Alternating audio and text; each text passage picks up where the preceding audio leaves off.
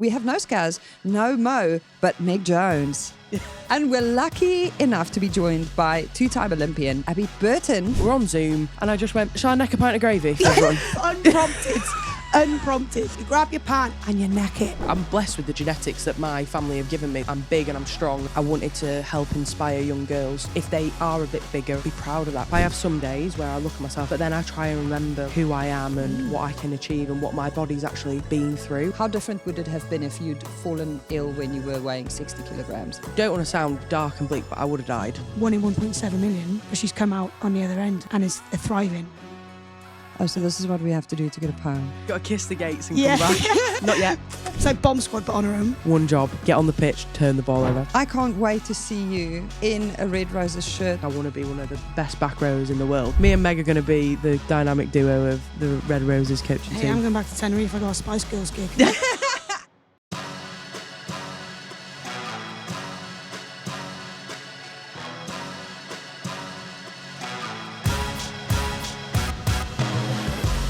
Welcome back to The Good, the Scaz and Rugby, brought to you by our good friends at Vodafone. There'll be no onomatopoeia. We do have some blue tits on the shelves behind us, but no chat of Frankfurters or where they are from. We have no Scaz, no Mo, but Meg Jones That's a better substitute, I'd say. is in the building. And the Barbie car's here, and there are Barbies looking over people's shoulders on the set. So strap in, get ready. Strap in. Well, Perfect. safety belts. Yeah. That's what I meant. And we're lucky enough to be joined by two-time Olympian and Ealing Trailfinders back row, Abi Burton. Now, Tokyo in 2020 was followed by a 4-year cycle that no one could have foreseen for Abi and her loved ones and her teammates. 75 days in hospital, 25 days section, 28 days in a coma, because she had something called autoimmune encephalitis. In the US, they pronounce it encephalitis. If you're listening to me going, you said that wrong, it is pronounced encephalitis in the UK only. Which, if you don't know, is when your body's immune system mistakenly attacks your brain. And it turns out your immune system, she can be angry. She can be very angry. Very angry. Very angry. Abby's immune system, I would not mess with, ever. It's so rare. It was first diagnosed in 2007, right? Mm-hmm, yeah. And she managed to make it back onto the pitch for the next Olympics. I mean, some people have wild Olympic cycles. This one is unmatched. And it's an incredible story. It's great to have you finally in the studio to talk about this. Welcome to the show, Abi Burton. Hey, boy. Thanks for having me. Does it sound like someone else's life when I say all of those things? Oh yeah, 100%. Like when me and my mum always joke about, well, we kind of not joke about it, but we just say it was like a bit of like a nightmare. Like it just happened and it was such a distant memory now. And because I'm a completely different person kind of to what I was before and during illness, it's like when we think about it, it's like it wasn't even me. And mum always says at the time, like, it wasn't you when you were poorly, like it was somebody else, it was the illness and stuff like that. So it definitely feels like a weird nightmare dream. Yeah, wild. Dr. Jones did some research. Oh. Yeah. Yeah. I got loads of research. Yeah. You know I've got research. Yeah, I know you've Well, got no, research. obviously I was part of that journey with you. There was the group of the girls, the Spice Girls. The Spicy Girls. Looking after Burty Boy. But yeah, it was such a crazy period when I mean, we can get onto that bit. But 1 in 1.7 million, which is wild because, I mean, what are the odds on that happening? And I just think even that just gives such a perspective on the whole illness itself. And I think that just shows, I think, the sort of person you are. Because you are 1 in a million. Remember that thing I wrote to you? I do. I was actually thinking about it on the way here. Set the scene. We're in Burts 2019. Yeah. I was late. I'd just had an exam back home and Meg was like, right, I need some boots. So I got the boots, went and got them from Meg's house, brought them. And when I got there, Meg was in my room. I was sharing with Celia. And there's just like this note, this poem that Meg had written me. I know, Elma, I know. I'll write you a poem. Where's my poem? I will. Do you know what? It's just one of my hidden talents. You know when I said I was reading more this year? Poems is one of them. We'll go on to that. You said you were reading Instagram posts. Yeah, okay. You're right. But Meg is actually good at writing poems, but this is the first poem she ever wrote me. She's written me 2, but this was the first one. And I remember it, and I actually have it in I have like this travel journal from my time in the Sevens, and it's stuck in there. And it says something along the lines of like, Burty, thank you for my boots. And then there's other sham in between it. But she goes... That sums me up. It is literal sham. And she goes, Burties aren't just for Christmas, they're for life. Oh, and like that sticks with that? me forever. And I think that's, do you know what? It's going to sound really soppy, but it was like the moment when I knew that I'd like found my people. It was like when I just sort of like always bounced from friendship to friendship group, like didn't really fit in with girls that I went to school with. And then like for Meg I know it was such a flippant comment, but it was like, Burties aren't just for Christmas, they're for life. And it was like, they're my people. Yeah. So I think about that often as well, because I'm like, obviously that was way before you were ill, but I just think, yeah, I don't know. I just think that sticks with me, because I'm like, I'm quite a loyal person. Like when I know good people, I stick with them, and I'm like, I really want to invest my time in them, and I think that just sums you up as a character, because you were so young. Even the age, what's our age? I don't know the age difference, but at the time we were like 4 or 5 years difference. Wasn't she like a girl wonder coming into the Sevens setup? Yeah. Burty was well young.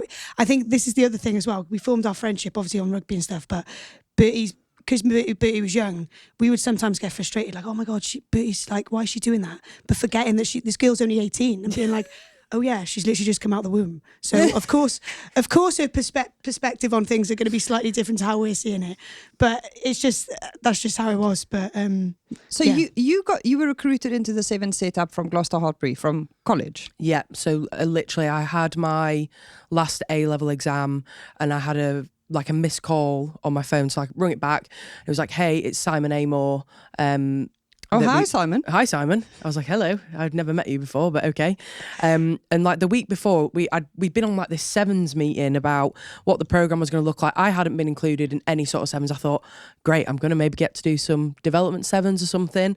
And he was like, yeah, we want to offer you a Sevens contract. You'll also be offered a 15s one, and you get to pick, basically. When I was 18, I'd literally just sat my last A-level exam. Is this the dream? It was the dream at the time. 100%. It was the dream. I was literally like, and I hadn't played rugby in maybe 6 months before that, because I'd just had an ankle operation. So oh my goodness. That they were like, yeah, you get to decide what you want to do. And at the time I was like, whoa, this is how nice is that feeling? Pretty cool. It's such a hard, it's like, oh, I've got 2 amazing opportunities. Like what did you pick? What did you base it on? So when I was playing like rugby when I was younger, like I kind of got told that wasn't really ever going to be a Sevens player, because I wasn't very quick compared to everybody else. Wasn't like absolutely rapido like some of the girls that we have at the moment. Very true. Like your Gracie Crompton, stuff like that. So they kind of just said, like, maybe you'll have to change your goal in life from being an Olympian to like World Cup stuff. Because you were a swimmer before. Yes. So I always wanted to go to the Olympics, always wanted to be at the pinnacle of sport. Like Michael Phelps, grew up watching him. Do you do swim. a mean butterfly? Is that I do the a mean move? butterfly. Sorry, I only know doggy, what's it called? Paddle. Thank you. Not breaststroke, Meg. Thank you so much. I thought breaststroke would be your thing. Kitty paddle. Kitty catty paddle. No, this is completely spiraling. I'm going to blush. So yeah, sorry, I only know doggy paddle, but Burty does a mean butterfly. Yeah, and that was like my thing growing up, and I was like, yeah, want to go to the Olympics, be an Olympian. But then when I kind of started playing rugby, I just thought, oh, maybe I'll have to change my life goal. But then when the opportunity came about and they said you can either do 15s or 7s, I thought about it. I was like, well, it's an absolute no-brainer. Like, I have the opportunity to go to an Olympics, which I didn't think I would be able to do. And yeah, then started the wacky Sevens journey at 18 years old until I was 24. So that was the dream, though. Lensbury. That was the dream. We didn't know what we had. No, we didn't. We had it cushy. We were pretty much in like a spa resort at the Lensbury in Teddington. Is that where you lived?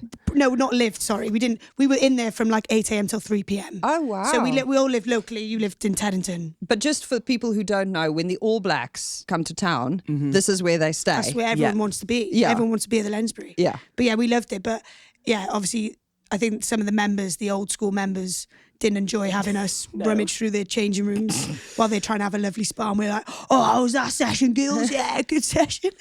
Like swearing, acting like no one else is around us. But it was some good times. With your 18-year-old friend in tow. Yeah, 18-year-old mate. It's baby Burts. Here we go. I was baby Burts. Yeah. It's such a baby face as well. I know. Like when I look back at photos of myself, I don't know. I feel like I've aged 1,000 years over the past couple of years, but I am actually still like a baby. Like I am the baby of our friend group. You don't act like it though. It's because I've aged so much. Do you remember your first tournament? In Glendale. Oh no, okay. First tournament with me in Kitakushu. Is it Kitakushu or somewhere in Japan? Kitakushu, yeah. But we all sat in the after.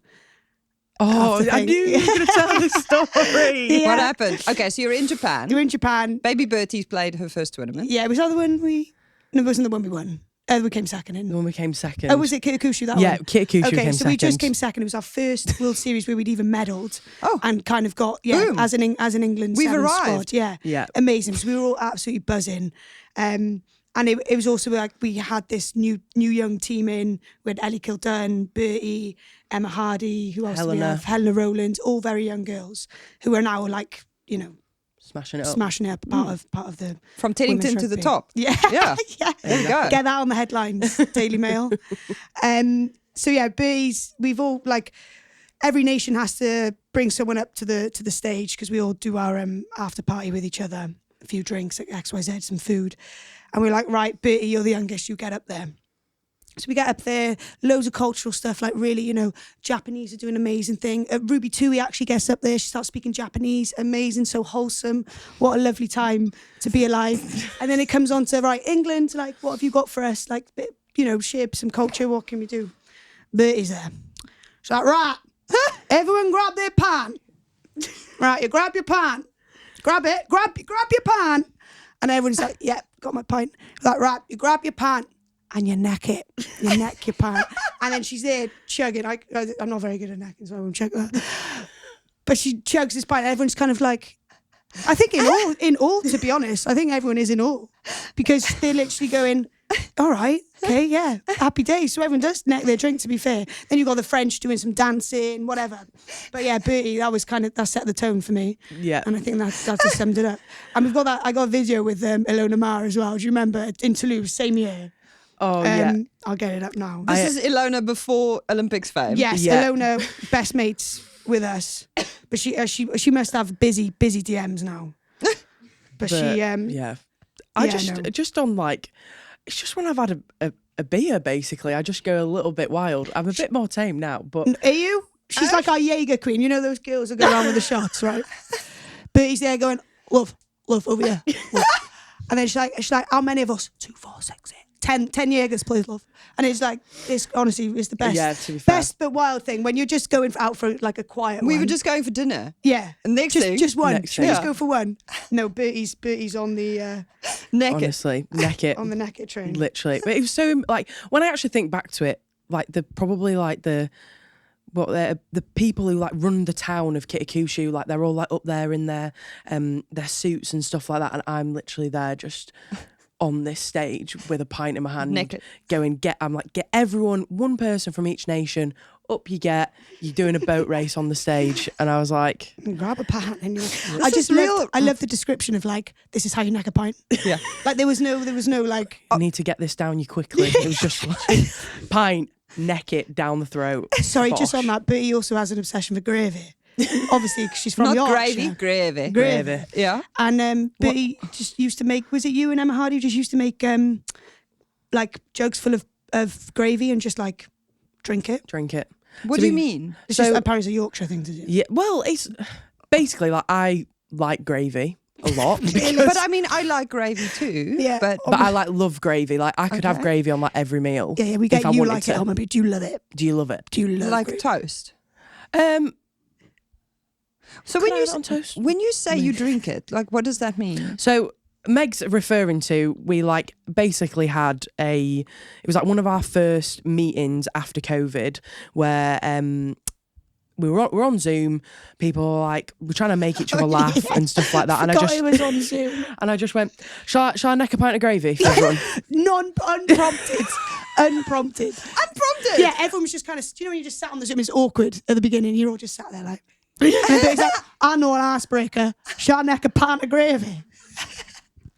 And she does, she fully does. And I think everyone, do you know when you've got to unmute as well? You can't even give like a raw reaction. You've got to go, right, unmute. Thanks, B. Mute again. Do you know what I mean? I just wanted to break the ice. Had you done this before? Yeah. Why? Because like my party trick is that I can drink a pint of gravy quicker than I could probably drink a pint. Yeah. That is the most northern thing I've ever heard. I know it is. And it's just, it makes me sick thinking that I can do that. That's a really interesting party trick. Have you Sorry, it took me well long. I was going to say. Do you know what it is? It's the new update on the iPhone. We're going to throw really back not feeling it. to 12 minutes ago when Meg said Can we she has a clip- video can we of clip Ilona this? being besties with her. Hi, are you naked? Yeah, baby.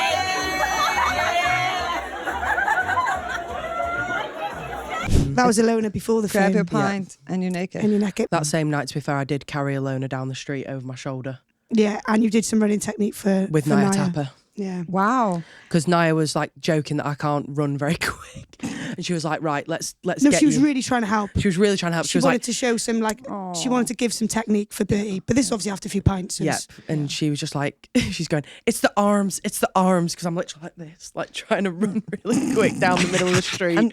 And you're like, no, it's the legs. It's yeah, the legs. it's everything together. It's the lungs. It's the lungs. Everything's together. So when you saw Ilona starting to post a lot of her like body positivity stuff, I feel like you were there and thereabouts already because you've been very kind of open and relatively vulnerable about your body and how you didn't feel like training made you the kind of cookie cutter, kind of normatively attractive woman shape.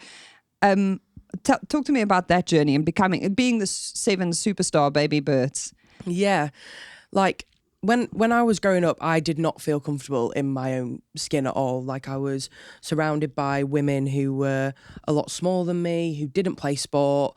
The only kind of real strong female figures that I had were my mum and my grandparents, really, and they were all very active. But kind of the thing as you're growing up that boys don't find girls who are more muscular than you attractive. That was literally like the main thing, and all I wanted to do was fit in, but like I didn't, and I was stronger than the boys and I looked bigger than all the boys. And But this is also swimming, right? yeah, exactly. Like I was just built, and like now I look back at it, I'm blessed with the genetics that my family have given me. Like I'm big and I'm strong, but at the time I just couldn't see that really.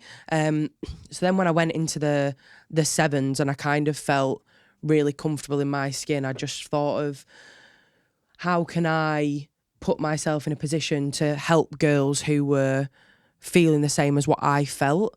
And that's when like I chose to speak out about it a lot more.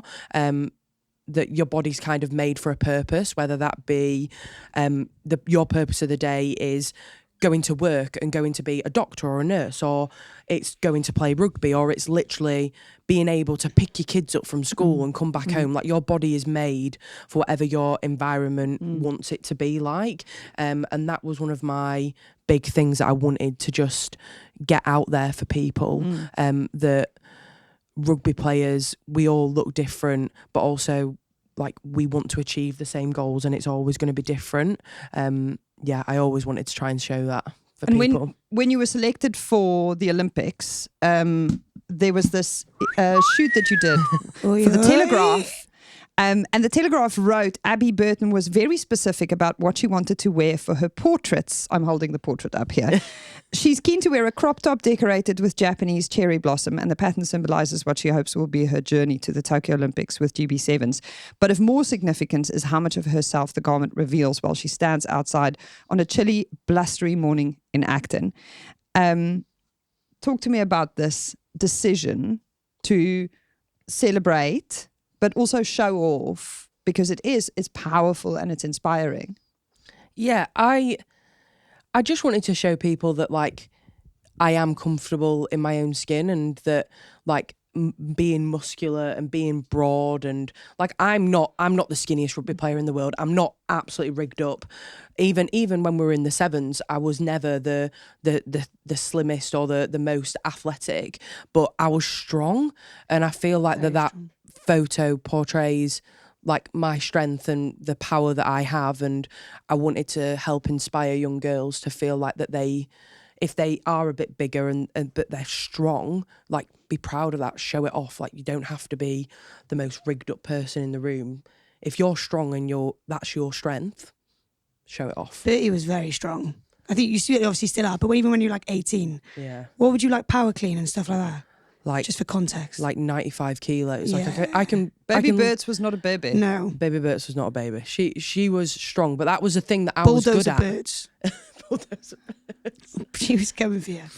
But that was the thing that I was good at, and like one of the things that I kind of learned when I was in the sevens is you kind of get put in an environment where you kind of got to be like quick, you got to be able to step people one-on-one, like all these different things. And for the first, I'd say year, I tried to be like that. And then it wasn't until we came back after being made redundant and it was like time for Tokyo, and I was like, the only person that's going to get me there is me. It's not going to be anybody else. It's not going to be me trying to be like anybody else. And I was like, I am strong. I need to show how strong I am. And that was kind of the trajectory that I tried to change my mindset to after being in the sevens before and then coming back in. So yeah. You told the story previously about the body consciousness that you had around wearing a bikini, and how something our Mo said to you shifted that perception of it. You said, I wore a swimming costume while all the other girls wore bikinis, and I remember Ellie Kildan, who's a close friend, telling me to wear a bikini, and I said I don't feel comfortable, and she said but no one would care.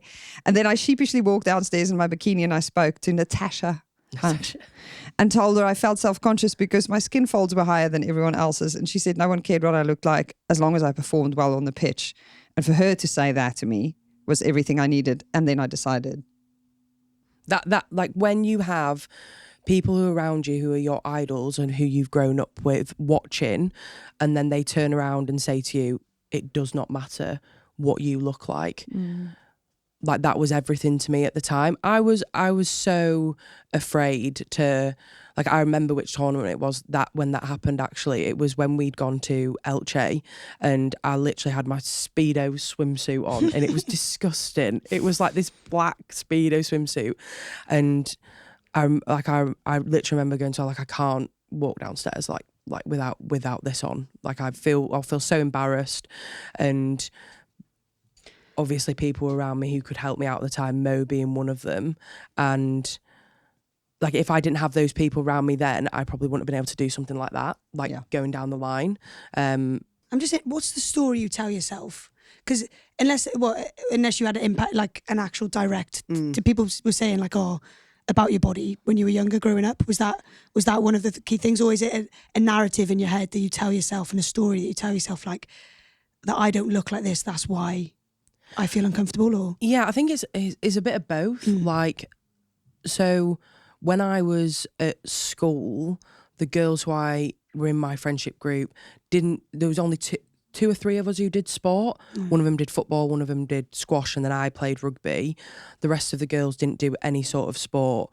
They were all like size 6. So you were size a sporty 8. girlie. I was a sporty girlie who was like size 6. They were tiny, like, and that was just like, that was their build. That was their genetics. I was never gonna have a thigh gap and stuff like that. And social media had a massive thing to do with it at the time. It was like the thing that everybody was like looking at people on, and if you looked good then you got more likes and stuff like that.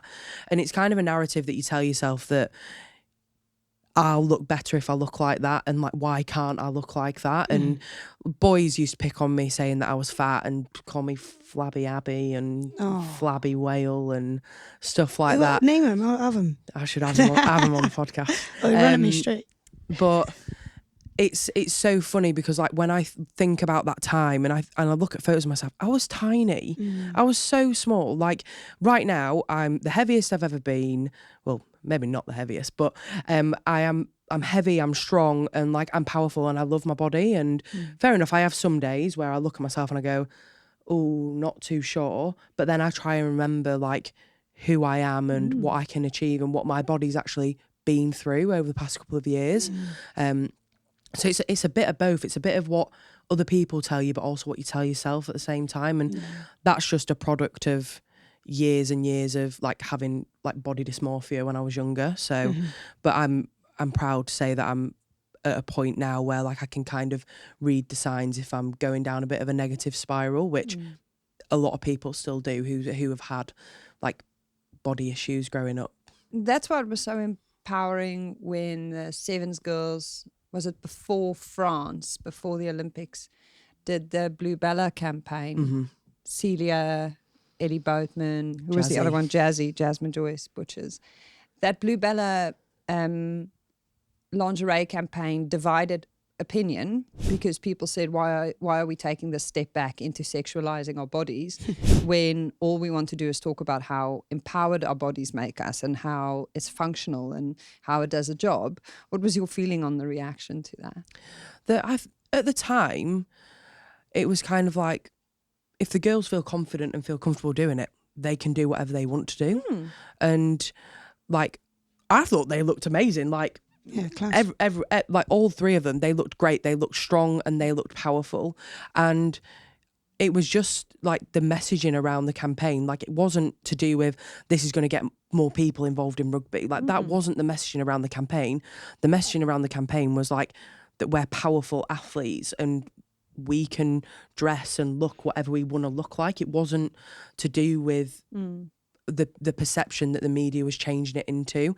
But I was really proud of the girls that they felt comfortable enough in their skin to go, yep, I'm confident enough. I want to feel sexy. I want to feel strong and I want to do it in my way. And that was the thing. Like a lot of the time we feel like we have to be a certain sexy in like a tight dress or like in heels or something like that. But actually the girls chose to, we want to feel strong and powerful in this way.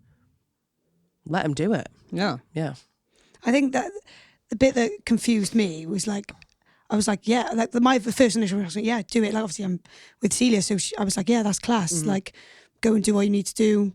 And also if you want to feel sexy and empowered and that's your way of doing it, then do it. The negative reaction compared to when Ilona Maher done it, when she did her swimwear, I just thought it was just wild. Like I was like, yeah, they've literally done the exact same thing. Ilona was covering one of her breasts with her hand. Little nipple, yeah. Like I loved it. Like I was all for it. I just thought, it's funny because it was one person that spun it on X or Twitter, wasn't it? I don't even know who the journalist was. But it probably highlights the importance of like the language you use to describe something. I just think it's so contradicting and it's kind of like depends who it is. Do you know what I mean? It's like, but it's also it's measured. It's almost, to me, it felt like it was policing what qualifies as sexy. Yeah.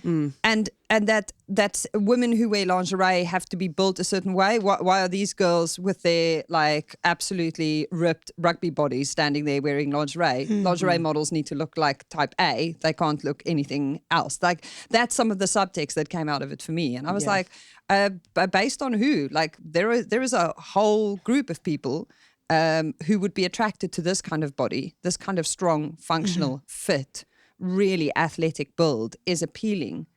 It might just not be appealing to you. Yeah, exactly. Yeah. That's like most things. You only get offended or like if it doesn't relate to you. Maybe you're not the target market. Yeah. Maybe this isn't for you. Imagine that. Don't buy the lingerie then. Yeah. Hello. Don't share.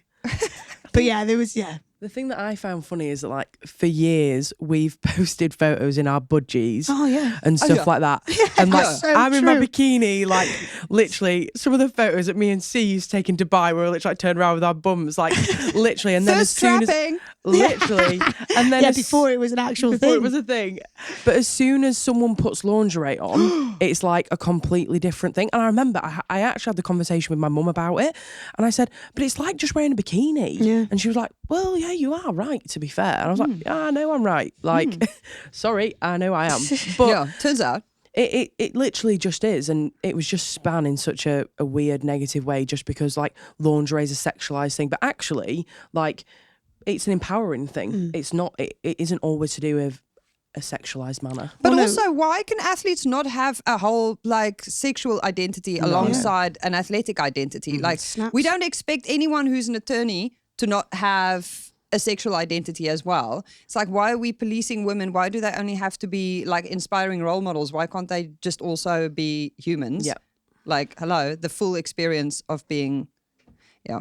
And also, wearing lingerie isn't necessary for anyone else. It Yeah. could just be for you. Yeah. And I think that's probably the misconception is like, oh, girls wear sexy lingerie for their partners to make them feel sexy. When actually, no, you can wear sexy lingerie to make yourself feel sexy. Yeah. Yeah. Doing this for me. You said previously on a different podcast that you think in hindsight, when you fell ill, being at the weight and having the kind of muscle that you had before you were in a coma was actually one of the things that helped your body deal with the incredible, dizzying list of medications and treatments that were basically the things that pulled you through that phase.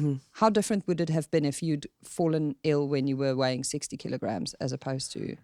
Yeah, don't want to sound dark and bleak, but I would have died. Like that's probably the hindsight of it. Like I lost 25 kilos. If I was like me and my mum say about like if it was my mum and like she hasn't got that weight to lose, but like I my body could like look after itself. But when you're on a feeding tube and stuff like that, you don't eat the same as what you usually do. They're just giving you stuff to survive. So yeah, I probably wouldn't have been here if I would have been any less of the stature that what I was at the time, which is quite scary, but also like incredibly grateful that I was a bit of a unit before I got ill. So yeah. Turns out muscle mass, like Muscle mass saved. quite useful. Yeah, Good very to have. useful. Talking of units, what was one of the? Well, obviously you don't remember, but the time when you were poorly. But what I say is one of my favourite stories. But with the security guards in, Oh yeah. I think that sums up how powerful you were. Yeah. Could you tell that story? Yeah. So it was. I hadn't been in the coma yet, but I'd just come out of being sectioned. They thought that you were psychotic, basically. Yeah, basically. They thought I had like schizophrenia, bipolar. They didn't know what was wrong with me, but they were treating me with antipsychotics, but I didn't have any sort of psychosis. So you imagine what that does to a brain at the time. Luckily, I don't remember it. So, but it was after I'd been in another ward. Eventually, they got me down to A2, which is the ward that I woke up on, the stroke and neurology unit, and apparently I'd been causing a few issues at the hospital because I was really ridiculously strong. I was like basically throwing nurses and doctors away from me, like kicking them, stuff like that. The only person who could restrain me was my poor father, who luckily is a lot stronger than what I am. But they basically were like, we need to put security around her because she's going to hurt somebody. So they put me at the far end of the ward, and apparently my dad just said one day you just decided enough was enough. You just ripped all the cannulas and stuff out of your arms, everything, and you just went off. You sprinted down the ward. You were knocking people over. Gemma, one of the nurses who was incredible during that time, she was like chasing me down the ward, and my dad's going, Gemma, move. She's like, I've got her, Danny, I've got her. So then Gemma's sprinting after me. I'm on this stroke ward with like patients who are like seriously like 80 plus. Yeah. Like there's no young people on that ward. There's literally just me. And I get to the bottom of the the bottom of the ward. You have to press like a metal button to open the ward. Apparently I just run straight through it, like bust it straight open. I'm knocking like the security out the way, knocking people out the way. I eventually get up to like the top floor in Pinderfield, and they like get me to the floor, like calm me down, stuff like that. But this whole story came about from, my mum told me this story after I saw one of the security guards, and he said, Abi, you look so much better. This was after I'd woken up from the coma. He went, you look so much better. You look great. And I was like, thank you. And I turned around to mum and went, so the security guard came and said that I look really great today. Like, how does he know me? And she went, sit down. And just told me that entire story, that I basically just rugby tackled the security guards out of the way at any time I wanted to, basically. Yeah. Bulldozer Burty. Yep, Bulldozer Burty in full flight. Wow. I feel like you're going. What was that her being sectioned phase like for the girls that you were playing rugby with? Because now, for people who don't know the whole story, you don't have much recollection of the period that led up to you being... No, so I had my first seizure on the 15th of June, and I don't remember anything from about the 3rd of May when we went to Toulouse. So... May, June, July, and then woke back up in August. So it's like 3.5 months. So that summer just didn't happen? Yeah, no way. Okay. So what were the girls who were in camp with you, so post Toulouse, in that period when things started going wrong and people were like, oh, Bertie's not herself. What were they experiencing? What was that like? Yeah, it was just a wild time, to be honest, because I think we just saw a massive behaviour change. Like, it was like overnight. Bertie would... You know, Bertie's this outspoken person. She's so confident in a group. Naked. Grab a pan and you neck it. And that then Bertie. It kind of like, I would just remember Bertie was doing a meeting. We would analyse some of the footage, and Bertie stood up, and normally what's the word I'm looking for? I feel like Mo today. Confident speaker. That wasn't the word I'm looking for, but you get what I mean. The most motivational speaker. No, it's fine. It's past now. Okay. The most confident speaker standing up, and she just couldn't articulate her words, and we were all kind of like, "Oh, what's going on?" And it was stumbling of words, and she was like, "Yeah," and then we're gonna, and you could just see her like brain kind of tick, and we were all kind of sat there like what's happening here? But this was an accumulation of moments that kind of happened. Like, there was one time which I think you not remember, but I've heard of. James Rodwell was our coach at the time, and he'd not selected Bertie because she wasn't showing up in training because of what she was going through, which we didn't know.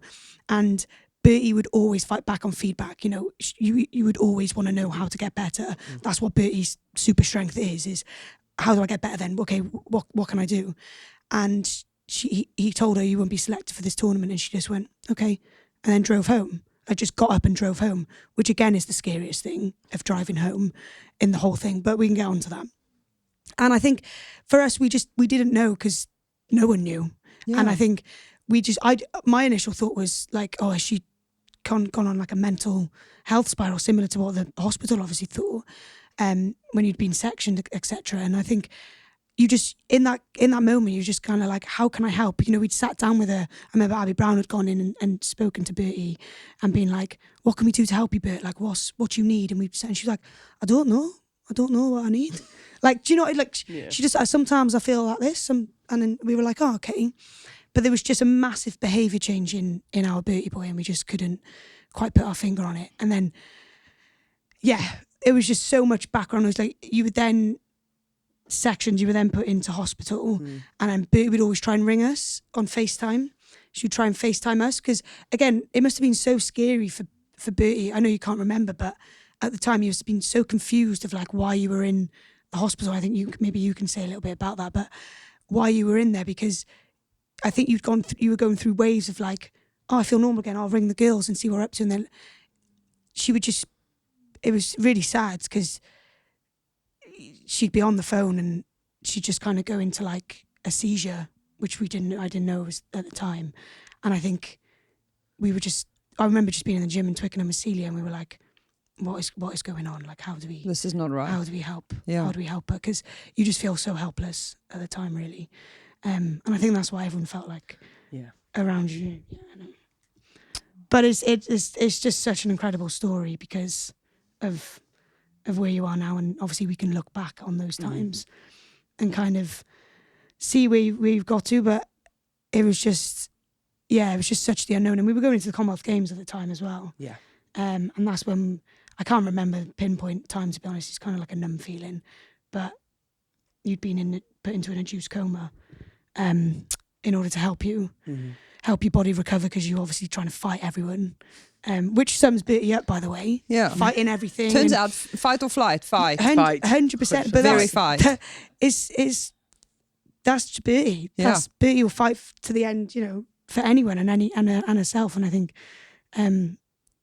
funny, not funny, however you want to put it, but that just sums Burty's character up and sums why Burty's now in this position of, you know, 1 in 1.7 million, but she's come out on the other end and is thriving and is such a more self-aware and perspective-driven individual than you would have ever been. And I think it's just a beautiful thing to witness. So between being sectioned because everyone thought you were psychotic and then being put on the drugs for psychosis and then being put in an induced coma because the seizures wouldn't stop. And so these are the things, the seizures are the really dangerous things, because that's when your brain is really under attack. That's when your immune system is literally just going guns blazing, a bit like Bulldozer Burty, but on the inside. Yeah. And you're put in a coma.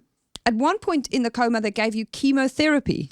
Yeah. So originally they said, we're going to put her to sleep for 3 days. And then I was still having seizures while I was asleep. So I had like 6 plasma exchanges. So they took all my blood out, put it all back in, back in. Still wasn't working, still having seizures during sleep. They were like, there's this like drug, like this chemo-based treatment called rituximab. Like, it's in America. It's going to cost us a fortune to get it. And Doc GB at the time, who was our doctor, was like, she's having it. You need to give her that now. Spend that money. Spend that money now. This is an Olympian. Yep. But before that, they kind of just told mum and dad, like, you've just got to prepare that, like, she might not wake up from this. But then basically the rituximab, as soon as I had the first dose of that, I stopped having the seizures. So I had 1 dose of that when I was asleep, another dose when I was awake. It really quite knocks you for 6. Like I'd had it throughout the whole of the day. I had to go to like a special chemo unit in Dewsbury, which is up north. And I remember like I was just like laid on the drip the whole day, and like going in and out of waves of just like, this is a lot. But the next day after that, I felt like I could take on the world. I went into the physio room the next day and I said, I think I can run. And they were like, you can't run. And I went, who's going to stop me? So I was like, Dad. 12 security guards. Literally, I was like, Dad, we're going on a run. And this was like the day, 2 days after I'd had the chemo. I like went outside in my frail little body, like ran around Pinderfields Hospital. Doc GB's ringing up my mum going, who let her run? Who let her do this? And she was like, I could not stop her. But yeah, had the chemo and it kind of just sorted me out, along with the steroid medication. Like I lost quite a bit of my hair, lost loads of weight, and then I got put on loads of weight because of all the medication I was on. It was really quite strange. I had moon face, which if you don't know what that is, it's like massive puffy face, and I just thought I was getting fat, but apparently it's a medical thing. But yeah, the chemo based treatment basically like saved me. There is some girls who I've met through the Encephalitis Society who still actually, even though they're cured, they still do have it. But they just deemed that 2 was enough for me, and off you pop into the wild world again. Wow. So the thing about this, and what made it spiral, or what made you spiral for so long, is that it went undiagnosed. No one knew what was wrong with you. Initially, they thought it was a mental health issue. And then it was a case of having seizures. So there's obviously something neurological wrong, but what is it? What causes this condition? Because I remember the first time I heard about it was one of the girls in our team wanted to do a film about it for a project that we were doing on remarkable sevens athletes. And I said to her, wait, if this is a neurological thing and it's rugby, we have to be very sure of the causes here. Like, what is this condition? What is it that made this happen in the first place? And does it have anything to do with playing rugby? What do we know? So we know that mine was autoimmune. So there's two different types of encephalitis. There's viral and autoimmune. Viral comes from, it could come from a bite, so like a tick or like a mosquito. And then autoimmune is that basically there's a bad antibody and it basically tries to go into another antibody and it won't go in, and it keeps smashing and smashing and smashing together, and then eventually this causes inflammation, which then causes swelling. That I actually did read something that like root canals can cause autoimmune illnesses as well. And I had a root canal. Which we don't actually know if that was the cause of it, but like I have a theory. But basically my body just turned on itself and attacked itself. It has nothing to do with head knocks. It has nothing to do with rugby. Like I wouldn't have been allowed to go back to play rugby if they thought that there was any possibility. They've said that if I relapse, I'll relapse. There'll be no correlation between if it was going to be in 3 months, if it was going to be in 10 years, like anything. Like I could relapse the same as a cancer patient could relapse. But they know categorically it's not got anything to do with rugby. But now also when you see behavioural changes, your family and your friends and everyone will be a lot more alert to this. 100%. And you are doing so much work to make more people aware of this condition, which hadn't even been diagnosed until 2007. That must be so empowering. Oh, 100%. Like the people that I've met through the Encephalitis Society, through the president of the Encephalitis Society, Ava, she's brilliant. There's loads of people who are part of that team. Callum, who's amazing, and my mum's actually just applied for a job at the Encephalitis Society because she wants to work for them and help them and like help people find a cure for this illness and how we can cure more people, because there are a lot of people out there who either go undiagnosed or they can't cure it because they don't have the right access to the right treatment. We are in the wild west when it comes to what is actually going to cure or like prevent encephalitis. But the fact that I thought I was so healthy and was like, yep, I'm never going to have anything wrong with me, and then I get something that could like kill me, it just shows that like the work is still to be done. And if I can do anything through using my platform to help people understand exactly what encephalitis is and how to see the signs and the symptoms, then 100%. Like I've had so many people come up to me and say to me, one of my friends had seizures, so we got them checked for encephalitis, and we wouldn't have got them checked for encephalitis if it wasn't for you. And that's all I want. I just don't want anything to happen like what happened to me and go undiagnosed for so long. There's so many horror stories about it, so I don't want it to happen to anyone else. And the danger of seizures is also that you could suffer permanent damage, right? Yeah. I mean, I remember like right in the beginning when we first heard about you having this issue, were you always sure that you would be able to play rugby again?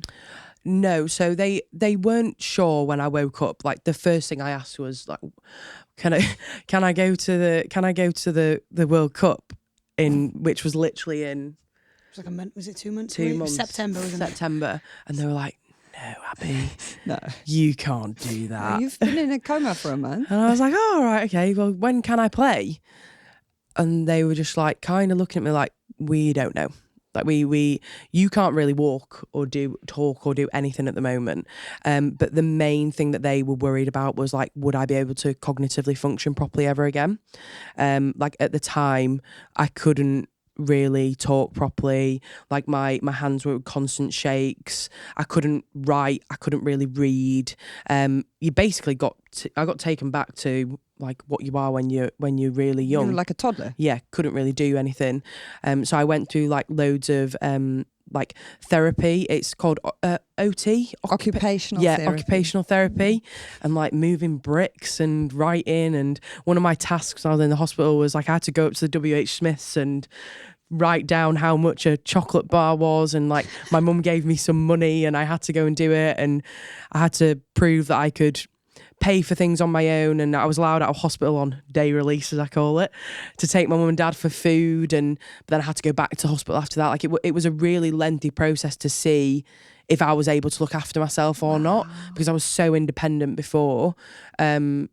But luckily, I had really great people around me who allowed me to push the boundaries a little bit, and I was able to get better, and like I was able to go back and finish university. Like I still had another year left of my degree. Like I still hadn't finished, and that's probably one of the proudest thing that I say out of this whole journey, and what my mum and dad are most proud of me for, that I actually went back and like I finished my degree and I came away with a degree that took me 6 years to complete. Yeah, but you suffered like a brain injury in the process. I also No, she dragged it out. I dragged it. Elma, And you dragged it out. I can't give her any credit, but she dragged that out to the hills, honestly. To the hills and back, she dragged that out.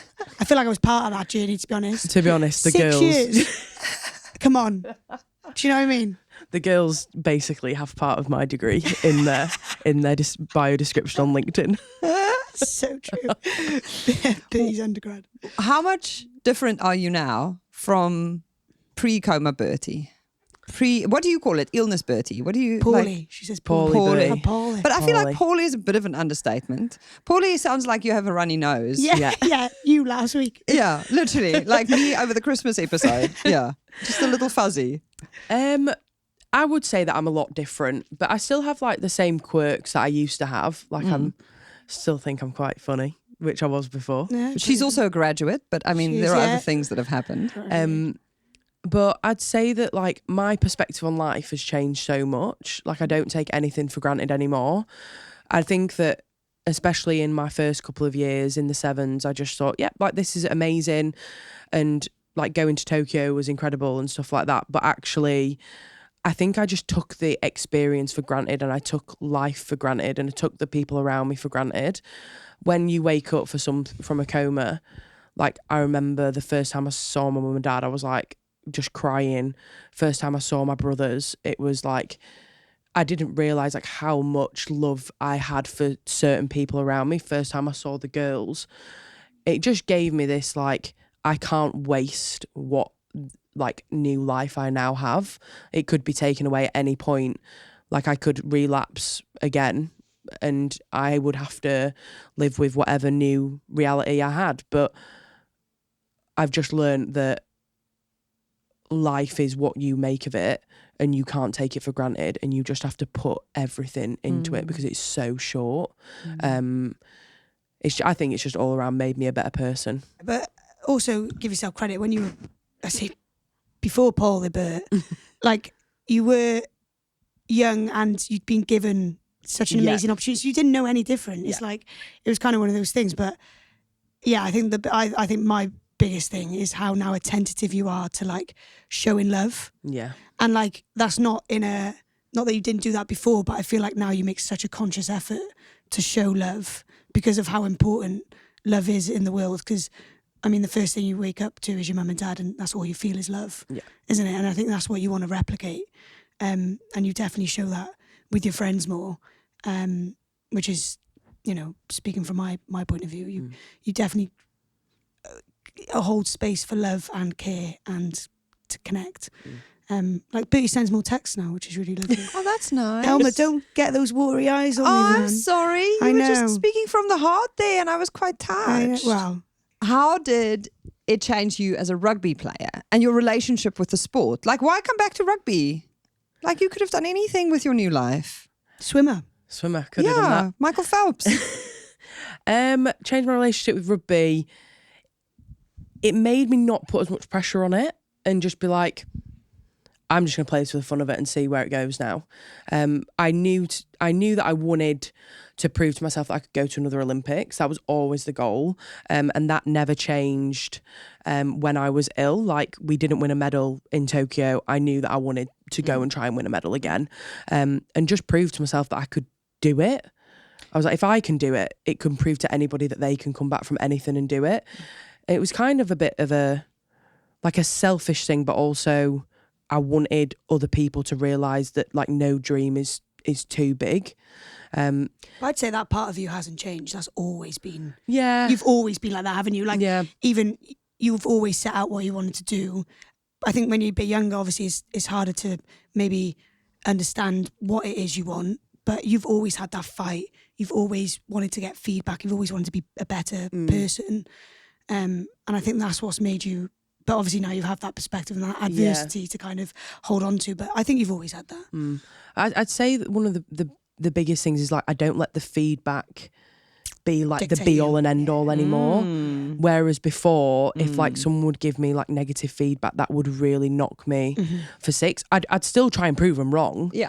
But like if someone gives me like the negative feedback now, I don't go into a defensive or negative straight away. I just go, all right, okay, that's something for me to improve on. That's something for me to learn from. I can become a better person. And that's the avenue I take, rather than my initial thought would usually be go into sadness or go into like, oh, I'm awful, I'm this, I'm that. It's not character defining. Yes, exactly. I think it's like changed the way I play a little bit as well. I'm a bit more fiery now. A bit more aggressive which I didn't think I could, but get much more aggressive when I carry. Burty's become more aggressive. Wow. But let's move the corridors. Literally, but I think that it's just allowed me to understand that I can just be me, which was like always one of the things that I had before, like trying to be this like picture perfect sevens player.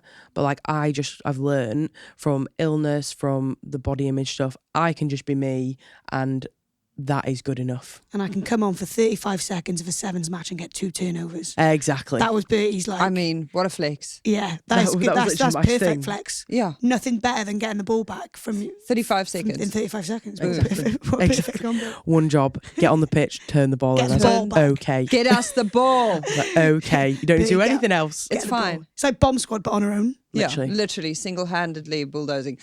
So when you made your return, how long was this after? When did you? So you're coming out of the coma. Fast forward. Now you're making your return for GB7s. How long was that? So it was a year and a half. Wow, what a journey. Afterwards, I went back. I played rugby. So I got discharged on the 31st of August. I then played rugby in the March the year after at the Hong Kong Tens. But it was always like I wasn't quite ready yet. I played in one of the European tournaments, but I still wasn't ready to like help the girls qualify us for Paris. And it wasn't until Perth, the last year, that I got my World Series return back, which was like incredible to be able to do it in one of my favourite places, Australia. And like we ended up coming third in that tournament, which was amazing. It was the first time that we'd medalled in so long, and it was a very, very special moment because it was like I've finally put the shirt back on. I hold such like pride in the GB shirt and the England shirt and wearing my family's name on the back of it, and the fact that I was able to do that again, it was really, really, Hey, really you were special. you were like our lucky charm because we got a bronze in Hong Kong as well, didn't we? Yeah. And you were obviously, I know you weren't playing with us, but I think from a team point of view, we definitely used your adversity, which I guess we lived through as well. But we used that as a kind of mechanism to give us strength, give us power, and like if Burty can do this, then why can't we do the same when we've been handed a different set of cards, you know?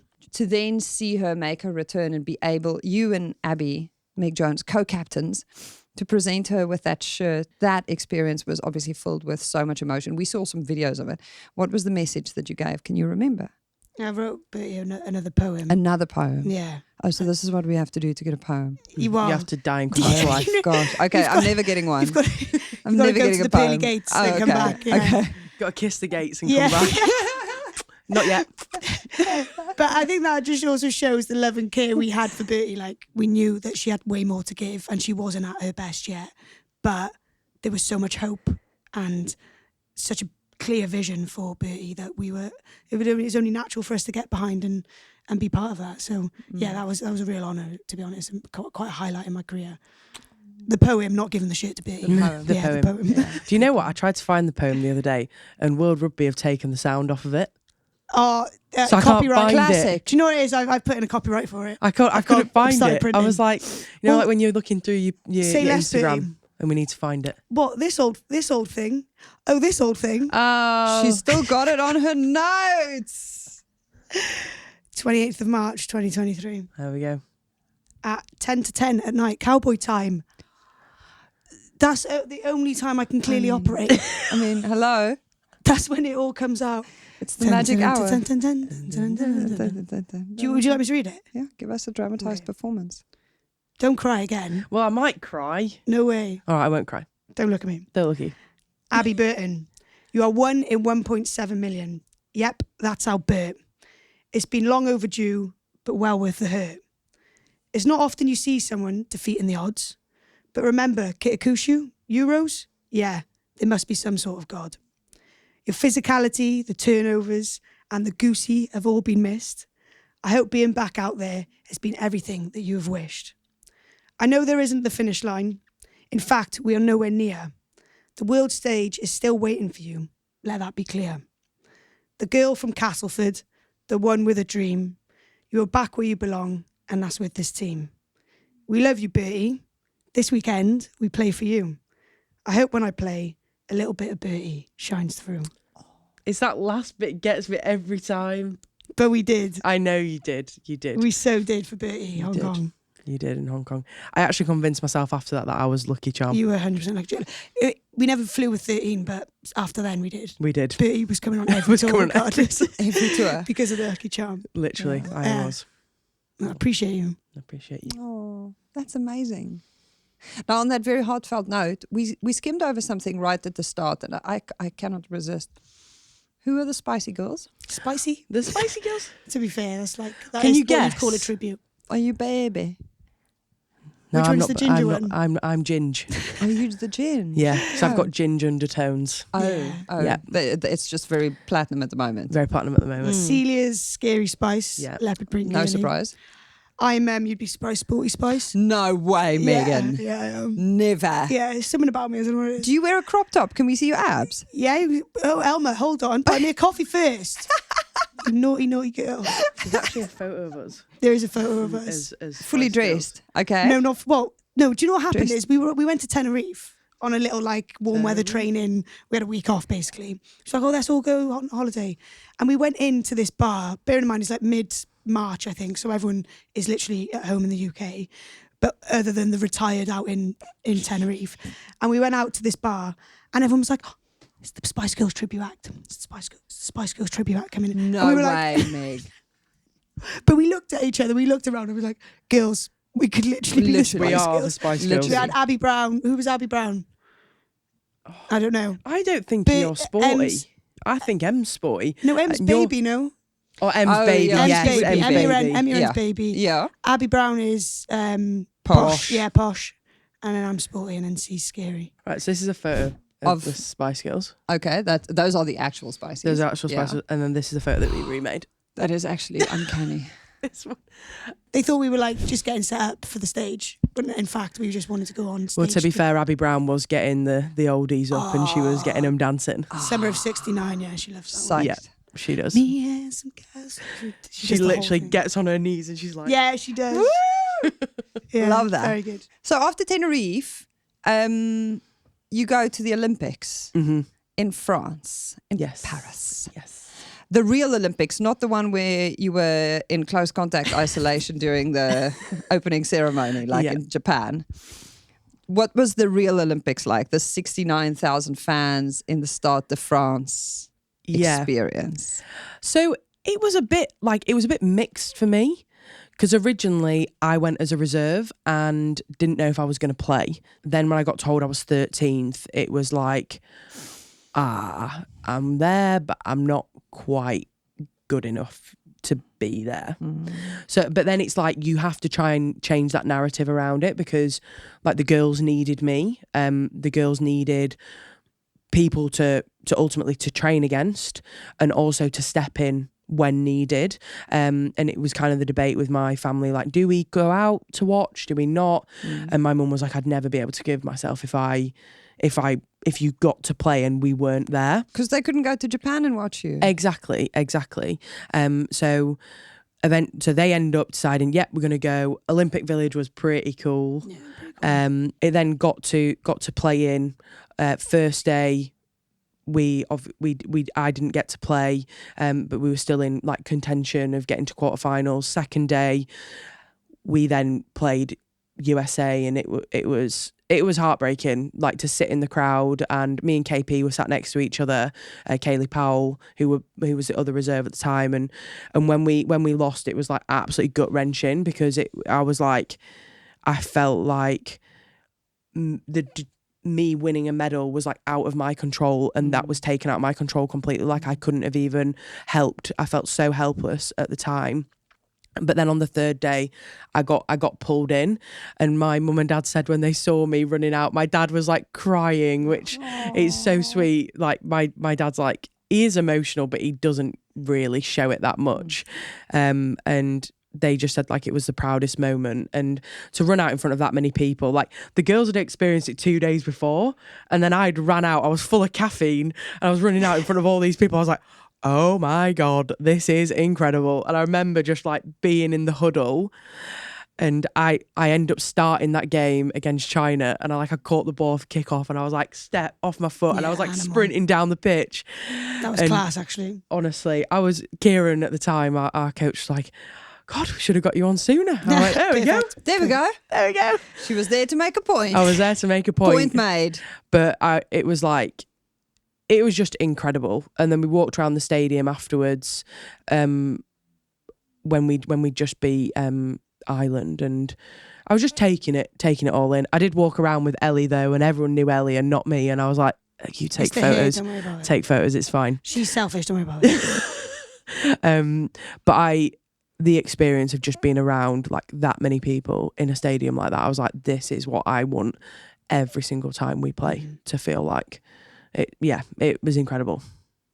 And then you move into 15s rugby, or back into 15s rugby, which was an opportunity that you had all along, but you've now ticked off the Olympic dream twice. Talk to me about the decision to make that move, and then also working as a coach in the pathway, which you've said before is the thing that really fills your cup right now, which I think is beautiful. So in all honesty, if we would have won a medal in Tokyo, I would have left the sevens program then. But because I had this itch and this like drive we were so close, I couldn't just leave it. I couldn't just walk away from it. So I decided to stay, and then I said to myself, I'd do another cycle, like I would do to the end of 2024, and then that would have to be it for me. And we came off the back of it. We didn't win another medal, and it's like, how much time can you put into something that just might not happen? And it was so difficult, because I don't want to be ever one of the people who like gives up on a dream, but I was like, I think I've like the dead as a horse, what, the legs off a horse, or what's the word? Don't know. Something like that. Back end of a donkey. Something, but it was like, am I trying to keep on doing something that isn't ultimately going to get there? I've always wanted to be a Red Rose. I've always wanted to go to a 15s World Cup. Like I want to be one of the best back rows in the world. Like I've always wanted to be that person.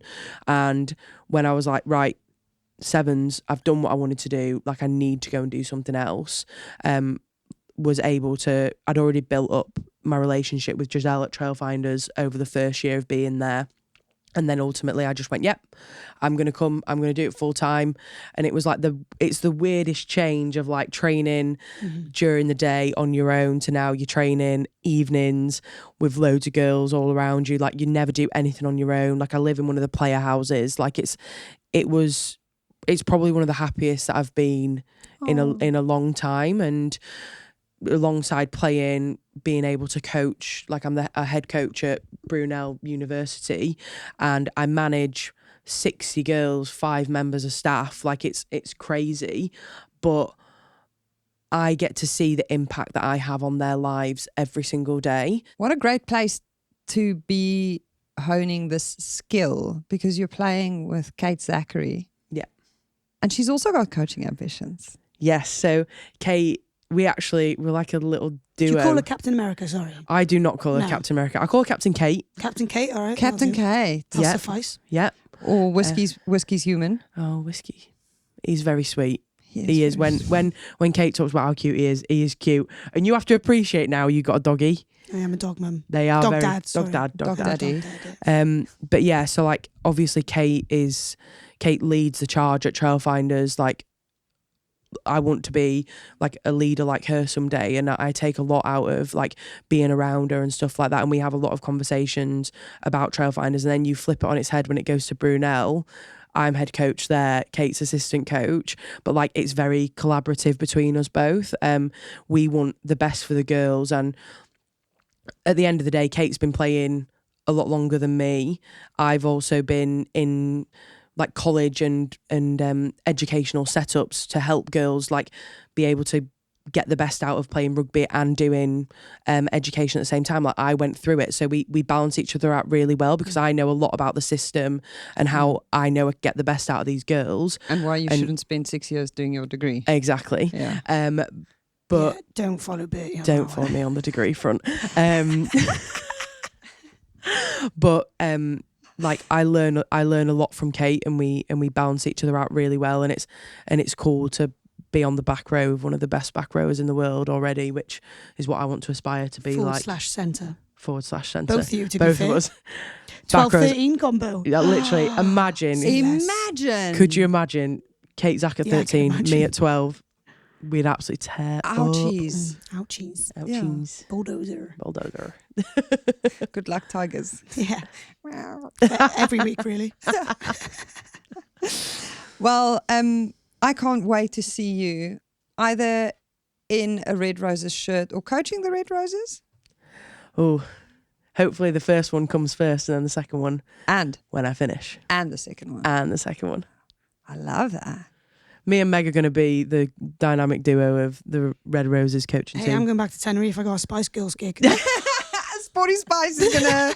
She is the only one who's still performing. Is Sporty Spice? Noted. It's true. Thank it's you. true. Just like to get the recognition. Yeah. Mm-hmm. I was so sorry. She's off to Tenerife. You're gonna have to. I'll find someone else, shall I? Yeah. See how we feel. But seriously, Red Roses coach. I mean, we joke, but my aspiration as a coach when I finish playing is I want to coach in the Premiership. Like I would love to finish my playing career, go on to coach, be the head coach of a Premiership team.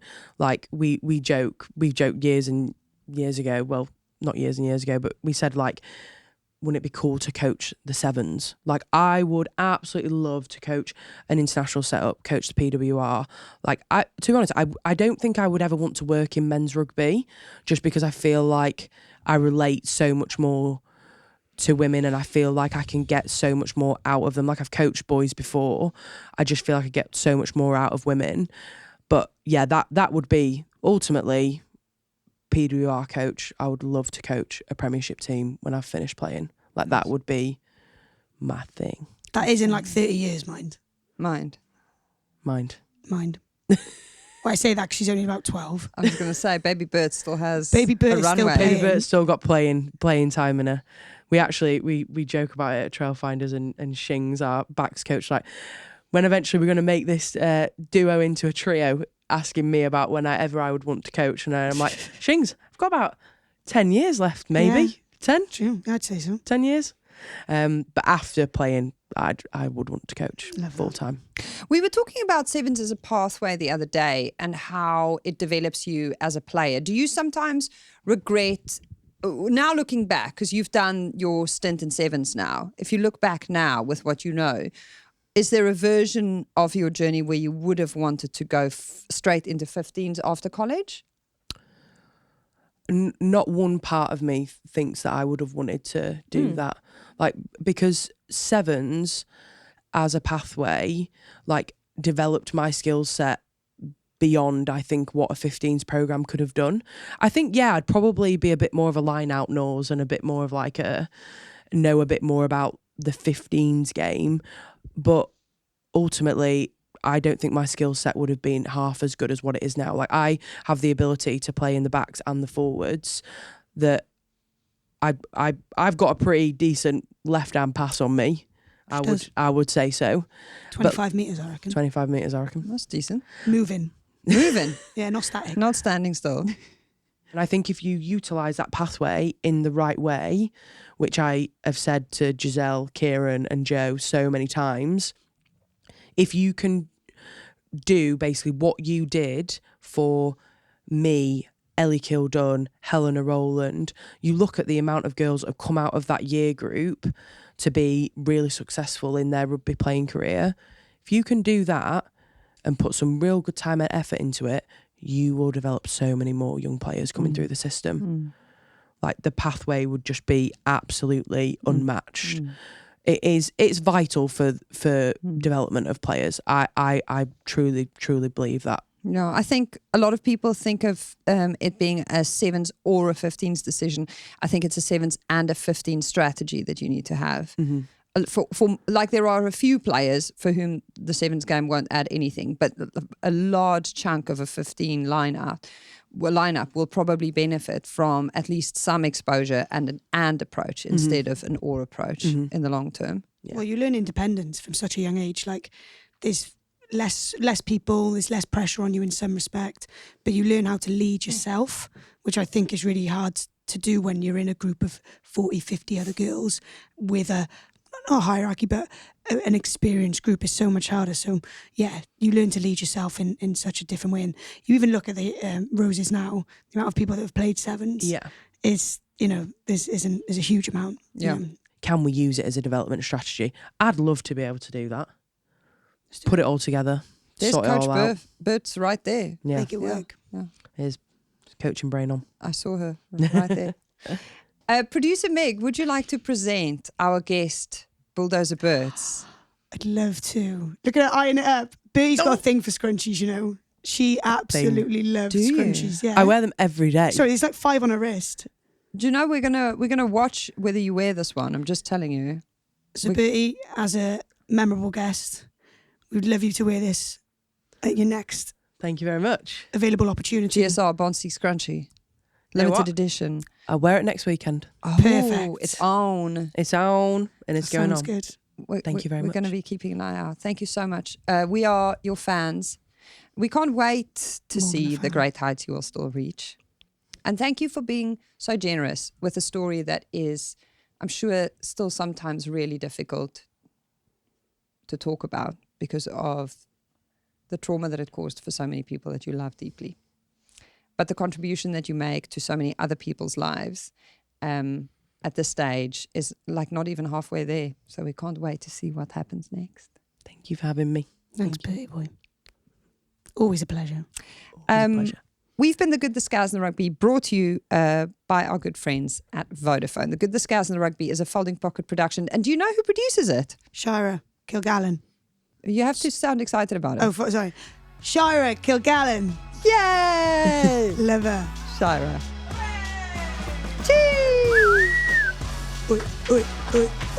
Megan Jones. And Megan Jones. Producers. And Megan Jones. Megan Jones produced this as well.